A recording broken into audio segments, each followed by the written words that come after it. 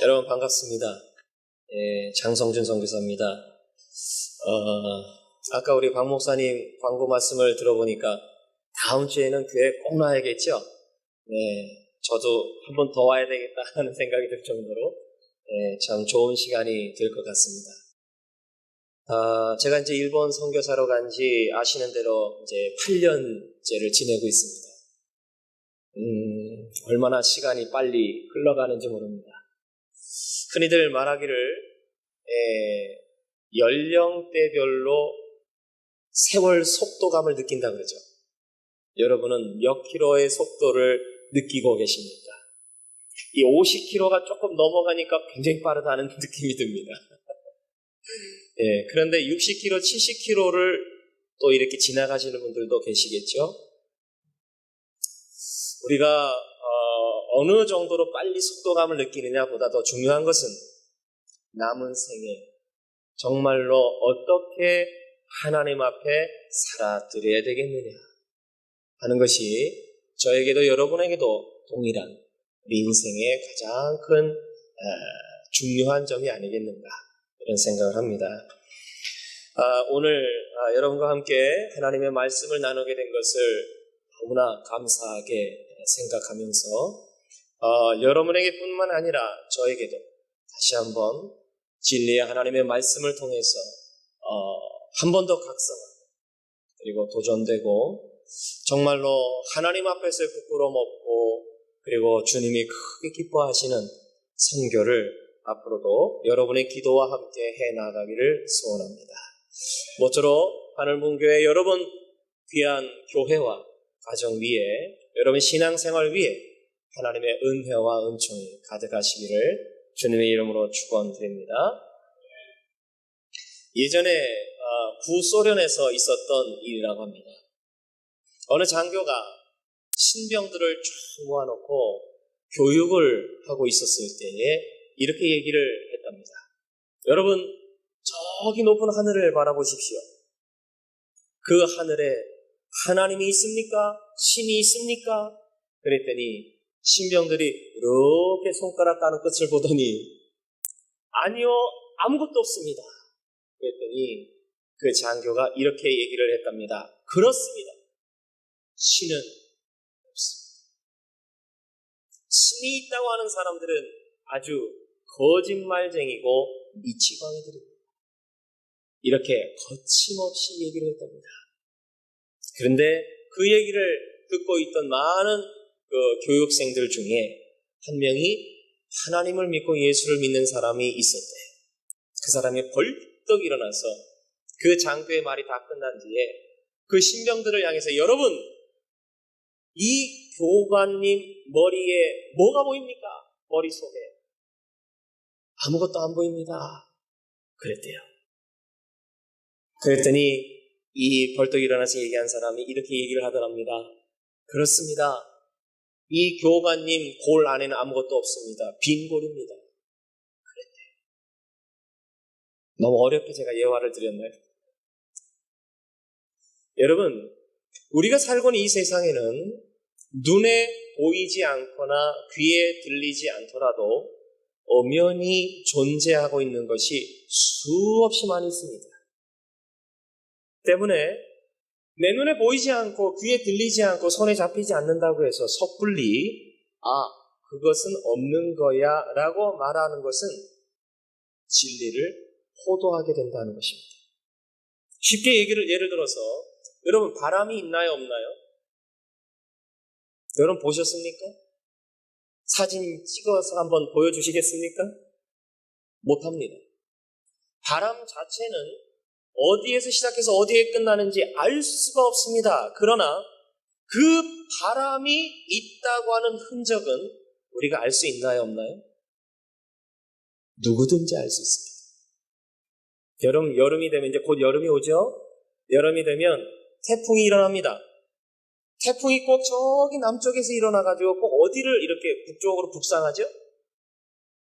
우리 한국은 싹 피해가 어디로 갑니까? 그게 좋은 일인지 안 좋은 일인지 일본을 거쳐서 이렇게 아예 거기가 아주 통로로 지정이 된 것 같아요. 지정학적으로. 그 단골로 꼭 그냥 그쪽을 이렇게 거쳐서 가더라고요. 그래서 큐슈로 가든가 아니면 오사카 쪽을 거쳐서 그냥 무참하게 짓밟고 가든가 아니면 동경서로 이렇게 와서 태평양 쪽으로 빠져나갑니다. 우리는 바람 자체를 보거나 느끼기는 어렵지만 그 바람이 지나가는 흔적은 누구든지 보고 그를 느낄 수 있다는 거죠. 나뭇잎이 막 흔들리면서 떨어지는 걸 보면서 바람이 있구나 라는 것을 알 수 있습니다. 여러분, 인간이 타락한 이후에 지금까지 그리고 앞으로도 인생 최대의 관심사가 있습니다. 그것은 신이 있느냐 없느냐 하는 것입니다. 여러분, 사실 우리는 보통 사람들에게는 잘 의식을 못하고 지나갈 수 있습니다. 왜냐하면 너무나 살기 바쁘니까. 그리고 제가 한국에 와서 이렇게 잠시 지내보니까 일본 못지않게 참 나날이 삶 자체가 어렵구나. 그리고 힘들고 어려워하시는 분들이 참 많이 계십니다. 라는 것을 느끼게 됩니다. 그래서 그런지 우리가 이제 보통 신앙생활을 한다고 하면서도 하나님이 과연 계시는가? 그리고 그 하나님은 지금 무엇을 하고 계시는가? 그 하나님과 나와는 어떤 관계에 내가 살아가고 있는가 하는 것을 아마도 순간순간 잊은 채 그렇게 살아가고 있는 것은 아닌가 하는 생각을 해봅니다. 예수님의 제자들 가운데 빌립이라고 하는 제자가 있었습니다. 예수님을 3년이나 따라다녔고 예수님의 하시는 모든 기적과 표적을 보고 들었던 제자였지만 빌립은 어느 날 요한복음 14장에 예수님께 이렇게 아주 돌연 질문을 드립니다. 예수님, 하나님 아버지를 저에게 보여주세요. 그 말은 무슨 말이죠?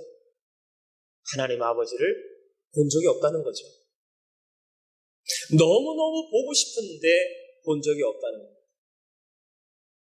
그러니 예수님께서 보여주시면 정말 속이 시원하게 하나님을 믿을 수가 있을 것 같습니다. 아마 그런 의도가 그 질문 안에 있는 것이 아닌가 하는 생각.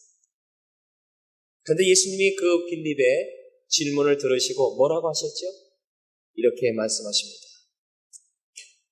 내가 너희와 함께 이렇게 같이 있는데 또 아버지를 보여달라고 하다니 도대체 이게 무슨 말이냐? 이렇게 말씀하셔요. 이게 무슨 말입니까? 예수님이 누구시라는 거예요?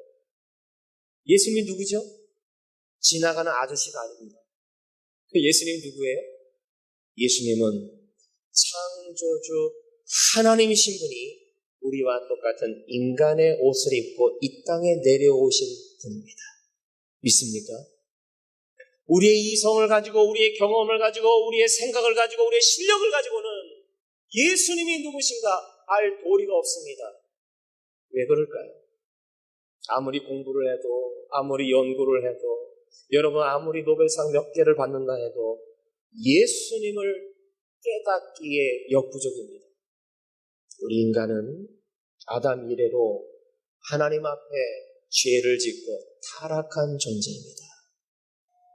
하나님을 찾을 수도 없고 하나님을 발견할 수도 없고 하나님을 찾게 해달라고 기도조차 할 수 없는 존재가 아담 이래로 범죄한 타락한 저와 여러분이라는 것입니다. 그런데 그 하나님이 누구신지 우리에게 보여주시기 위해 오신 분이 있습니다. 그분이 누구시죠? 예수님이십니다. 여러분, 너무나도 아이러니하게 예수님을 직접 본 사람들은 어때요? 예수님을 믿어야 맞죠? 그렇지 않습니까? 여러분, 우리가 눈에 보이는 것을 믿고 알고 믿는 게 더 쉽습니까? 눈에 안 보이는 것을 알고 믿는 게 쉽습니까? 아니면 둘 다 어렵습니까? 어떻습니까? 헷갈리죠? 어렵습니다. 여러분, 사람들은요, 어떻게 하나님이 눈에 보이느냐? 그러면서 예수님을 안 믿었습니다.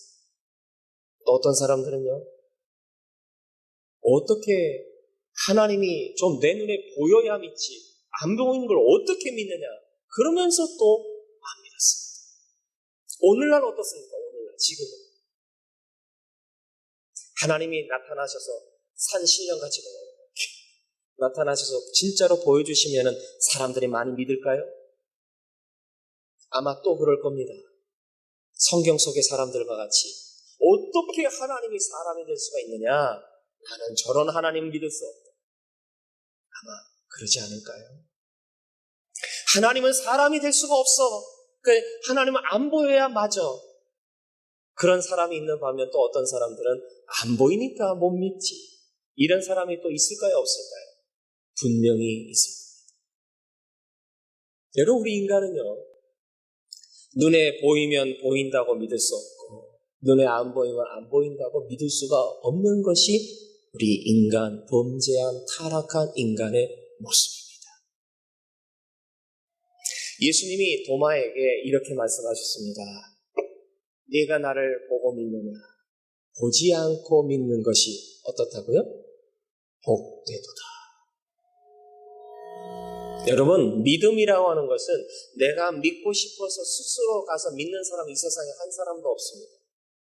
믿을 수 있다고 하는 것은 하나님이 나에게 정말로 감당할 수 없는 한량없는 은혜를 부어주셔서 나의 죄성이 예수 그리스도의 보혈로 씻긴 되어 나도 모르게 하나님의 은혜를 입은 그 공로로 하나님 앞에 나아가게 되고 내가 얼마나 철저한 정말로 하나님 앞에 설 수 없는 아주 엄청난 죄인이라고 하는 것을 깨닫고 예수님의 보혈이 아니고서는 내가 하나님 앞에 살아남을 길이 없다고 하는 것을 철저히 깨닫고 그 믿음으로 예수 그리스도의 보혈의 공로를 의지하여 하나님 앞에 다시 태어나는 것인 줄 믿습니다. 이것이 하나님 앞에 새로운 삶, 너무나도 복된 인생인 줄 믿습니다. 여러분, 이 세상에 위대한 인생이 어떤 사람입니까? 위대한 존재를 깨닫는 자가 위대한 인생입니다. 위대한 하나님을 깨닫고 그 위대한 하나님을 믿고 의지하고 사랑하고 섬기고 살아가고 있다면 여러분은 곧 위대한 인생을 살아가고 있는 것입니다. 내가 하나님 앞에 이 세상 가운데 어떤 존재로 살아가고 있다는 것을 나의 정체성, 하나님의 진리인 말씀을 통해서 다시 한번 깨닫고 기억하면서 세상을 향해 하나님이 주신 사명을 붙들고 힘있게 하루하루의 삶을 생명력 있게 살아가야 될 줄로 믿습니다.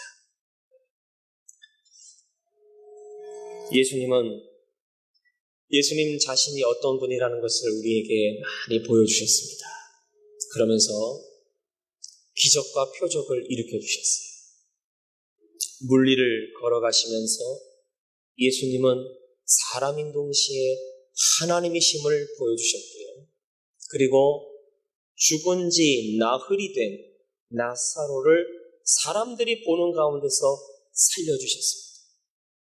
여러분, 유대인들에게 4일이라고 하는 것은요, 인간의 생명력이 끊어진 다음이라는 숫자입니다. 다시 말해서 아무런 소망과 희망을 가질 수 없는 죽은 자에게 창조주이신 예수님이 오셔서 생명을 다시 불어넣어 주신 것입니다. 뭐라는 겁니다. 보고 믿으라는 겁니다. 뭘 믿을까요? 예수님이 창조주 하나님이시라는 것을 믿으라는 겁니다. 여러분, 오병이어를 가지고 5,000명이나 되는 사람을 먹이고 남기셨습니다. 누가 할 수 있는 일일까요? 사람이 할 수 있을까요? 아마 양이 큰 사람은 오병이어 한 사람이 다 먹고 다 끝내지 않을까, 그런 생각이 들 정도로. 그러나 사람이 엄두도 못 낼 일을 예수님께서 하셨다고 하면 그 예수님 누구라는 겁니까? 창조주 하나님이시라는 겁니다. 오늘 본문에 보면 바울이 나옵니다. 여러분 신약 성경에 사울이라고 하고 바울이라고도 하는 사람은 동일인입니다. 여러분 아시는 대로 사울이기도 하고 바울인 사람이 오늘 본문에 나오는데 그에 대해서 좀 소개를 드리려고 합니다. 여러분 우리가 바울은 너무나도 아주 위대한 인생을 살았다라고 우리 모두는 알고 있습니다. 그러나 그 바울이 처음부터 본래부터 그렇게 위대한 인생을 살았던 사람은 절대 아니었습니다. 저와 같이 또 여러분과 같이 정말 일그러지고 찌그러지고 상처 입고 하나님 보시기에는 너무나도 보잘것없는 죄인 중에 한 사람이었습니다. 그런데 그 바울은 얼마나 이 자기가 갖고 있었던 가치관 그리고 인생관을 너무나도 확신 있게 가지고 그것을 중심으로 인생을 살았던 사람입니다. 여러분 한번 바울을 제가 좀 자세하게 소개를 해드릴 테니까 여러분 자신과 한번 비교를 해보십시오. 내가 더 낫나 바울이 더 낫나. 바울의 학벌을 보면요, 당시에 가장 인정을 받았던 가말리엘 문화생으로 공부를 했습니다. 지금으로 말하자면 한국으로 말하면 뭐 서울대 정도 될까요? 그리고 일본으로 말하자면 동경대, 미국으로 말하자면 뭐 하버드대, 뭐 그거보다 더 좋은 대학이 있다면 그 이상의 학벌을 가지고 있었던 사람이 바로 이 바울이었습니다. 가정 환경을 보면 바울은 태어나면서부터 로마 사람이었고 유대인이었습니다. 다시 말해서 그 당시에 명예와 권력을 가질 수 있었던 최고의 가문 출신이었다는 것입니다. 많이 배웠죠. 그리고 그렇게 훌륭한 가문의 태생이죠. 그리고 지금도 현재도 바울은 누구하고도 비교해봐도 손색이 없는 정말로 이 세상 가운데 성공할 수밖에 없는 그런 사람이었다는 것입니다. 더 나아가서 바울은 의협심이 매우 강한 사람이었습니다. 자신도 옳아야 되겠지만 다른 사람들도 옳아야 됩니다. 그러니까 다른 사람이 뭔가 삐뚤어졌거나 이렇게 옳지 못한 것이 보이면은요, 그냥 넘어가질 못해요. 가서 고쳐줘야 됩니다. 야, 너 틀렸어. 그게 아니야. 이렇게 해야 되고 저렇게 해야 돼. 여러분 당시에 예수님은요, 하나님의 아들로서 인정을 받지 못했습니다. 유대인들에게조차도 하나님은 믿었지만 예수님을 믿을 수가 없었습니다. 왜냐하면 인간의 좁은 지식을 가지고 어떻게 그 위대한 하나님이, 창조주 하나님이 사람이 되어 올 수 있겠느냐. 여러분 IQ 200, 300 가지고도 어때요? 이해가 될까요? 어림도 없는 얘기입니다. 어떻게 그 원대하고 지대하시고 그 위대하신 하나님이, 이 세상을 창조하신 하나님이 어떻게 사람이 되어 오느냐 이 말입니다. 그래서 예수님을 한낱 선지자 중에 한 사람으로 알았습니다. 그런데 그 사실을 믿는 크리스찬들이 점점 늘어가는 거예요. 그래서 유대인들은 자신들의 종교가 이게 지금 가만히 두면 안 되겠다. 이게 나중에 가면 위험하게 되겠다. 라는 생각을 갖고 예수 믿는 사람들을 이단이라고 규정을 지어버렸습니다. 그리고 나서 예수 믿는 사람들을 박해하기 시작했습니다. 그 중에 바울은 여러분 우리가 성경을 보고 잘 아는 대로 아주 대장으로 예수 믿는 사람들을 박해를 했습니다. 어느 날 다메섹으로 가는 중이었습니다. 많은 일행들을 이끌고 예수 믿는 사람들을 핍박하기 위해서 의기도 당당하게 군사들을 이끌고 가고 있었습니다. 그리고 공회에서 허가증까지 받아다 줬습니다. 아주 합법적으로 이 예수 믿는 사람들을 박해하기 위해서 가는 중에 이제까지 인생 가운데 아주 난생 처음 겪은 희한한 일을 만납니다. 여러분 시간이 정오인데 해가 아주 환한 날이었는데 그 태양보다 더 밝은 존재를 만난 겁니다. 여러분 태양은 아무리 밝아도 피조물이죠. 그런데 그 태양보다 더 밝다고 한다면 뭐예요? 그 태양을 만드시고 지으신 창조주 하나님이 나타나신 겁니다. 바울에게 나타나셔서 다른 사람들에게는 들리지 않는 목소리였지만 바울에게는 아주 너무나 똑똑하게 들리는 목소리로 사울아 사울아 왜 내가 나를 핍박하느냐 이렇게 물으십니다. 난생 처음 청천벽력 같은 소리를 듣고 바울은 그냥 엎드리고 눈을 들지 못한 채 덜덜덜 떨고 있었습니다. 왜냐하면 너무나 무섭고 두려웠기 때문에. 먼저 그런 빛을 본 적이 없거든요.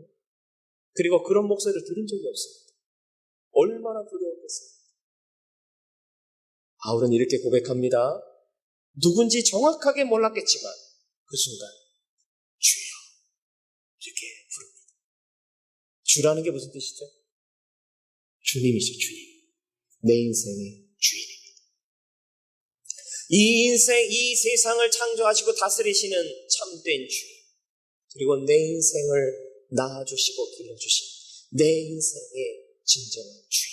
그 주인을 부르고 있는 거예요. 누가? 그 예수를 박해하고 예수 믿는 사람들을 핍박했던 그 사울이며 바울. 그 앞에 꼭 주님을 만나고 그 주님을 순간 깨닫고 그 주님을 올바르게 부르고 있는 것입니다. 주님. 그리고 뭐라고 묻죠? 누구십니까? 누구죠 도대체? 너무나 굉장한 분인 것 같긴 한데 누군지 잘 모르겠습니다. 누구십니까? 그랬더니 예수님이 당신에 대해서 이렇게 바울에게 얘기하십니다. 네가 핍박하는 나사렛 예수라. 여러분 당시 나사렛이라고 하는 동네는 구태여 나사렛이라는 그 지명을 거론 안 하셔도 되는데 그냥 나는 예수다 이렇게. 그러나 나사렛을 거기다 넣는 이유가 있습니다. 왜 그럴까요? 여러분 지금도 그렇지만 그 당시에 나사렛이라고 하는 동네는요 정말 보잘것없는 시골 아주 촌뜨기들만 살고 있는 그런 조그만 동네였습니다. 사람들이 예수님을 메시아라고 하나님의 아들로 인정하지 못했던 이유 중에 하나는 바로 거기에 있었습니다. 아니 어떻게 하나님의 아들로 왔다 좋다. 그럼 예루살렘이나 베들레헴으로 와야지. 어떻게 그렇게 시골뜨기까지 그런 데로 오느냐. 정말 초라하게. 믿을 수 없다는 거죠. 그런데 예수님은 너희들이 그리고 내가 그렇게도 미워하고 괄시하고 조롱하고 핍박하고 박해하고 있는 나사렛 출신 예수. 그래 바로 나다. 바울에게 나타나셨어요. 그 예수님이 하나님의 아들이시라는 것을 바울이 깨닫고 바울은 자신의 인생이 360도로 완전히 바뀌었습니다. 360도면 제자리로 오는 거네요. 180도 바뀌었습니다. 네, 바뀌었습니다. 여러분 우리가 인생을 살면서 부모님께 가장 불효가 있다면 뭐가 있을까요? 맛있는 거 안 사드리는 거? 뭐가 불효가 있을까요? 어떤 게 제일 불효라고 생각하십니까? 우리 부모님들. 고급 세단 한 대 좀 사드려야 되는데 그것보다 뭐가 있을까요? 부모님을 나의 부모님으로 인정하고 나의 부모님으로서 어떻게 해요? 마음과 정성을 다해서 섬겨드리는 것. 그게 아닐까 싶습니다. 정말로 돈으로 환산하고 계산할 수 없는 그 효심이 있다고 한다면 자식이 부모인 나를 정말 마음으로 정성으로 다 저의 부모님이십니다. 제가 어머니 아버지로부터 내가 태어나고 이렇게 자라고 그리고 이렇게 살고 있다고 하는 것이 너무나 자랑스럽고 그리고 어머니 아버지를 뵐 때마다 너무나 감사하고 그런 자식을 두고 있다면 어떨까요? 부모로서 최고의 기쁨과 그리고 최고의 그 어떤 사랑이 그 자식을 향해서 있지 않을까 생각합니다. 여러분, 하나님이 원하시는 하나님의 백성이 누굴까요? 예수 그리스도를 통해서 하나님께 돌아오는 자입니다. 여러분, 하나님이 세상을 만드시고 저와 여러분을 만드셨는데 아직도 그 하나님이 누구신가 예수 그리스도를 통해서 하나님을 만나지 못하는 사람이 있다면 하나님이 가장 어떻게 생각하실까요? 가장 안쓰럽게 생각하시는 부분입니다. 그게 나에게 뭐 주고 그런 거 필요 없어. 왜? 다 내 건데. 여러분 하나님이 고작 저와 여러분을 통해서 주일 헌금 여러분 주일날 헌금 얼마 정도 드립니까? 우리 한국 정도 드리십니까? 여러분 하나님은 저와 여러분을 통해서 뭐를 원하시지 않습니다. 왜요? 하나님 이미 다 갖고 계시기 때문에. 그러나 원하시는 것이 한 가지 있습니다. 예수 그리스도를 통해서 창조주 하나님 앞에 돌아가는 것입니다. 나의 영적 부모를 찾아가는 것입니다. 그 하나님 앞에 엎드리고 하나님의 존귀함을 깨닫는 것입니다. 그 하나님 앞에 돌아와서 하나님이 나의 아버지이십니다. 하나님을 이제 만났습니다. 그 하나님을 만나니 제가 얼마나 기쁘고 감사한지 모릅니다. 이제 그 하나님을 놓지 않고 내 인생을 살아가겠습니다. 제가 제 손으로 하나님을 잡으려 하니 제 손이 너무나 약하고 제 의지가 약해서 하나님을 놓칠 때가 너무나 많이 있습니다. 하나님이 저를 잡아주십시오. 하나님의 손에 붙들려 제 남은 인생을 주님 앞에 드리고 싶습니다. 그렇게 깨달은 바울은 하나님 앞에 묻습니다. 두 번째 질문입니다. 첫 번째 질문이 뭐죠? 예수님 누구십니까? 예수님은 하나님의 아들, 하나님 창조자 하나님이신 그 하나님의 아들이신 분이 이 땅에 오신 분인데 그 하나님을 깨달은 자는 두 번째 질문을 반드시 하게 되어 있습니다. 이렇게 엄청난 하나님을 내가 깨달았으니 내 남은 인생을 제가 어떻게 살아야 되겠습니까? 이겁니다. 한번 따라서 하실까요? 하나님, 제가 어떻게 살아야 될까요? 네. 제가 어떤 물건이든지 그 물건에는 용도가 다 있겠죠. 여기에 컵을 이렇게 덮는 뚜껑이 있습니다. 여러분 여기에다가 물 조금은 담을 수는 있겠지만 이 용도가 뭐죠?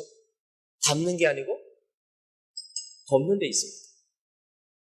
덮어야 자기의 구실을 다 보는 사람들로 하여금 어때요? 굉장히 이쁘잖아요. 이쁘고 이게 만약에 거꾸로 됐다고 하면 어떨까요? 이 안에 있는 차가 다 쏟아지겠죠.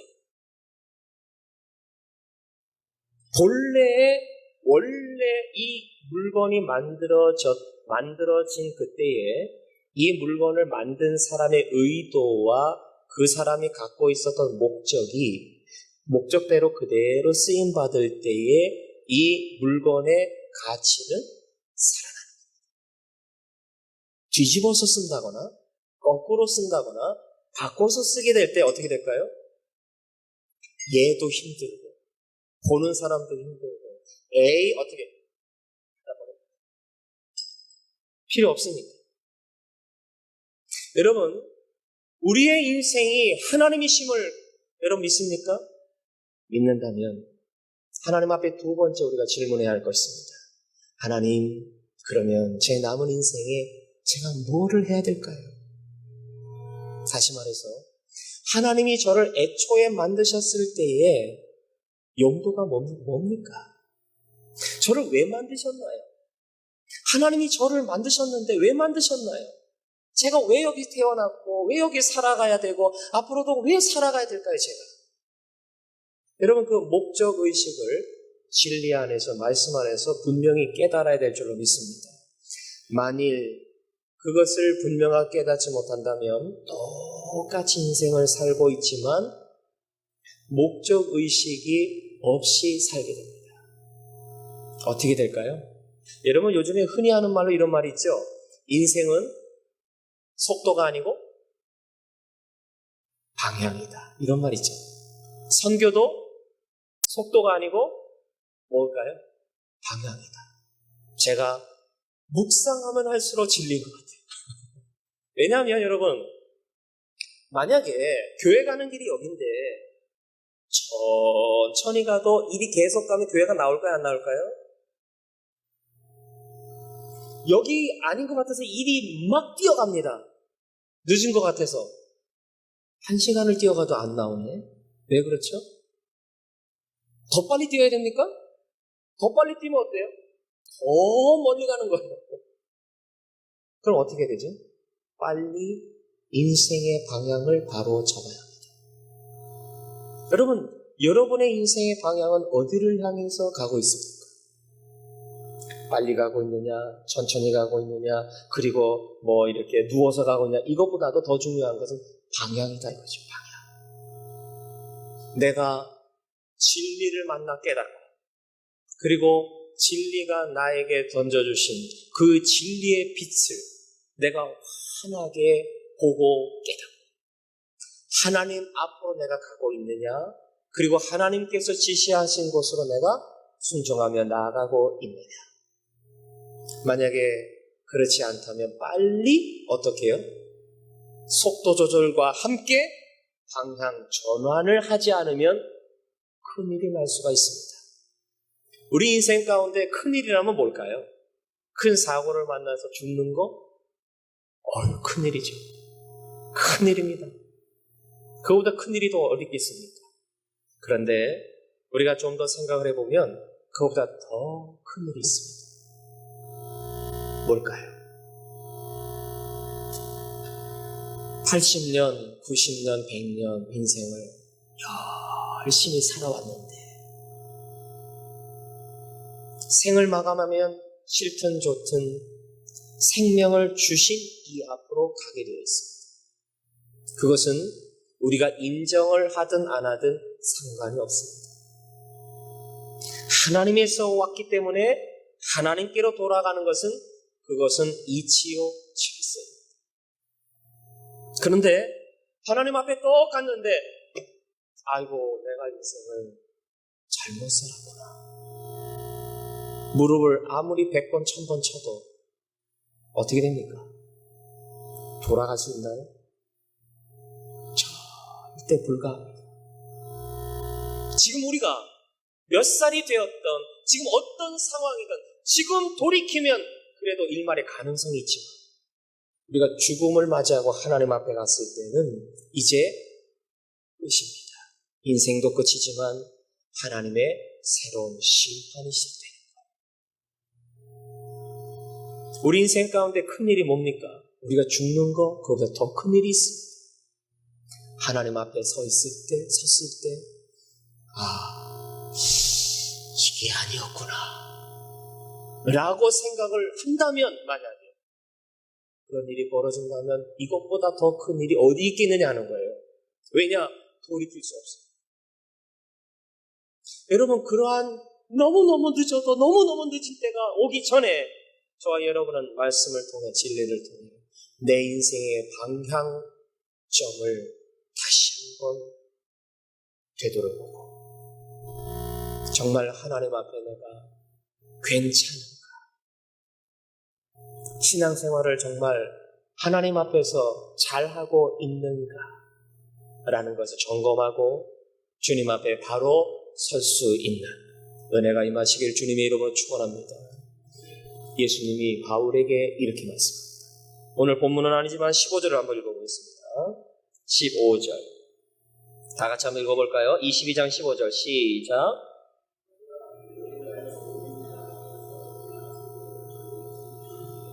네, 우리 한 번 더 읽죠. 시작.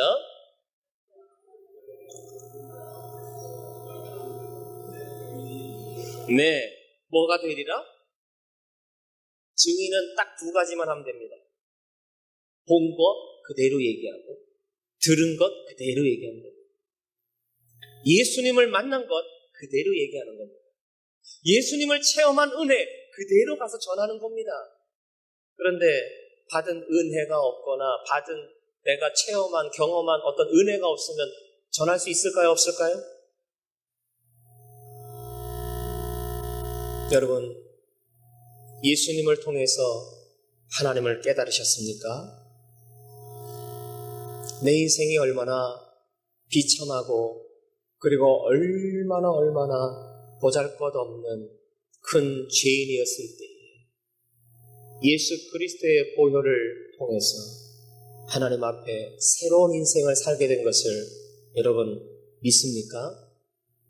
그렇다면 그 하나님의 은혜를 통해서 남은 인생 가운데 내가 무엇을 하며 어떻게 살아야 될지를 다시 한번 확인하시고 다시 한번 점검하시고 다시 한번 믿음의 옷을 한번 다시 추스릴 수 있는 그런 은혜의 기회가 되시길 바랍니다.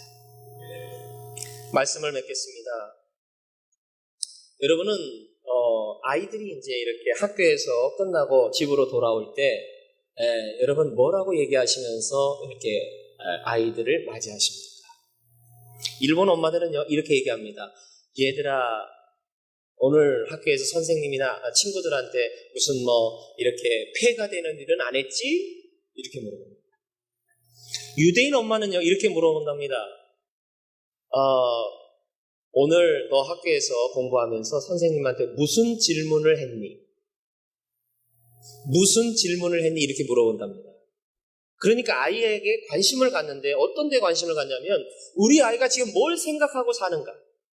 우리 아이가 지금 어떤 걸 고민하면서 살고 있는가? 어떤 상상을 하면서 살고 있는가 하는 것을 엄마는 늘 관심을 갖고 있는 거예요. 엄마가 관심을 갖고 있는 것은 내 아이가 선생님한테 뭐를 물어봤는가? 그 질문이 황당한 질문이든 간에 그 질문이 어떤 질문이었던 간에 우리 아이가 어떤 것을 고민하고 사는가? 그런데 저는 어렸을 때 우리 어머니가 야 오늘 시험 몇 점 받았어?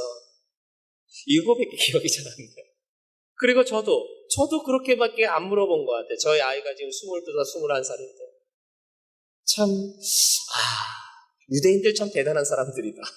그런 생각을 해봅니다. 우리가 인생을 살아갈 때 정말로 빼놓지 말아야 될 중요한 질문 두 가지가 있습니다. 아무리 바빠도 아무리 먹고 살 문제가 급하다 할지라도 첫 번째는 뭡니까? 예수님이 누구십니까? 이거는요 정말 내 재산을 다 팔아서라도 예수님이 누구신가를 찾고 또 찾고 그리고 깨달아야 합니다. 그것이 깨달아진 사람은 두 번째 물어야 합니다. 예수님, 저는 남은 인생 가운데 뭘 해야 될까요? 뭘 하라? 증인으로서 살아가라.